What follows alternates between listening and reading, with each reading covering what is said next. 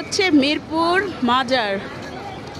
অনেক দিন পর আসলাম, একটা অফিসের কাজে আসছিলাম, তো ভাবলাম এত কাজ দিয়ে যাচ্ছি, ভিতরে একটু ঢুকে দেখে যাই। এখানে অনেক মানুষ রয়েছে, বিভিন্ন মাজারের মানুষ আসে।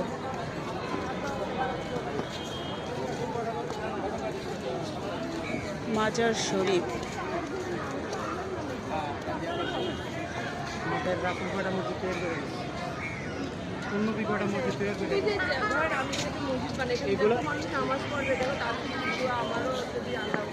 সুন্দর আছে।